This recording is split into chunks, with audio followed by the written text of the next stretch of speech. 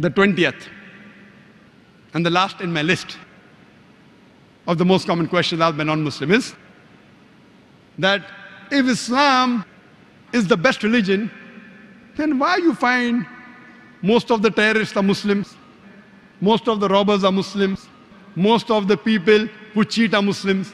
Why? If Islam is the best religion, then why do you see that the Muslims are the worst? The reply to this question is that one of the major factors for this impression that all the terrorists are Muslims, the impression that most of the people who cheat are Muslims, the most of the people who bribe are Muslim, is the media. And about 5 years back, when I was called Dubai Holy Quran International Award for the second time, under the patronage of Sheikh Muhammad bin Rashid Al Maktoum, I had given the talk on my second day, Media and Islam, War or Peace. And I described in detail what is the strategy of the media to malign Islam. And I also gave a talk, Islam, the solution to the problems of humanity. The media says Islam is a problem for humanity. Actually, Islam is the solution for the problems of humanity. That's why the tagline of the Peace TV is the solution for humanity. That means Islam is the solution for humanity. What does the media do? Time will not permit me to give in detail. I'll just wind up my answer in a couple of minutes. What does the media do? Media picks up the black sheep of the community and they portray as though they're exemplary Muslims. See, we have black sheep in the community. We do have many Muslims who are namesake Muslims. They aren't practicing Islam. They pick them up and they portray as though they're exemplary Muslims. Many a time the media, they quote something of the Quran, they quote out of context.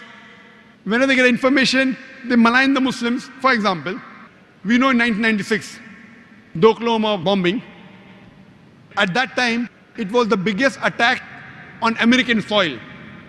More than 100 people were killed. 166 people were killed. It came as headlines, Middle East conspiracy, Middle East conspiracy. Muslims to blame, Muslims to blame. Headline for days and weeks together. Later on, when they came to know it were 2 American soldiers, it comes once and vanishes. When they don't know the culprit, it comes for days as headlines. When they come to know the real culprit, 1 or 2 days, the news goes out. Why? In India, we have 50-year-old Muslim Arab marrying an 18-year-old girl, headlines. When 50-year-old non-Muslim rapes a 6-year-old girl, it comes in news briefs. That 50-year-old Arab Muslim, he's taking permission and marrying a girl with her will, with the will of the parents. It doesn't go down the throat of the media. But when a 50-year-old non-Muslim rapes a 6-year-old girl, it comes in news briefs. Why? Same example, couple of weeks back, there was a bomb blast in Pune, German bakery. 9 people were killed. Suspect, Muslim, Muslim, Muslim. Suspect, huh? Suspect. No 100% proof. Same day, the Maoists, they killed 16 policemen. Not civilians, policemen, huh? It comes in news brief. Muslim suspect, 9 civilians killed, 16 policemen killed by Maoist. Comes in news briefs. Ajib. They know the people who killed, not civilians. They have got cannons, rocket launchers. They bombard the full police station. Comes in news brief. They don't know who did the Pune bomb blast. Muslim suspect. And it's continuously there for many days. They don't know who did it. Who they know did it because it's a Maoist, communist, non-Muslim, news briefs. Or maybe front page, some papers, but below. And it vanishes out of the media. So the major cause is the media. Media and Islam, war or peace. Unfortunately, Muslims are very weak in media. Very weak. We may have good media about song channel, dance channel, many. But Islamic channels, unfortunately. Yes, I do know there are black sheep in the community. But yet, with all the black sheep. Yet, as a whole, the Muslims are the biggest teetotalers in the world. I know some Muslims who can drink the non-Muslim under the table. But as a whole, the biggest community of teetotalers in the world are Muslims. The biggest community as a whole that gives charity, they are Muslims. There is no non-Muslim, no human being in the world who can show a candle to a practicing Muslim as far as modesty is concerned, as far as sobriety is concerned, as far as human values are concerned, as far as ethics are concerned.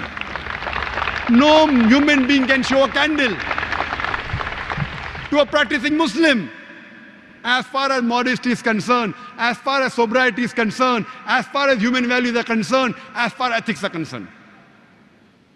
And I always give the example. Suppose you want to judge how good a car is, and latest S600 model of Mercedes is launched in the market, 2010 model. You want to test the car. You put behind the steering wheel a driver who does not know how to drive, and he bangs up the car. He has an accident.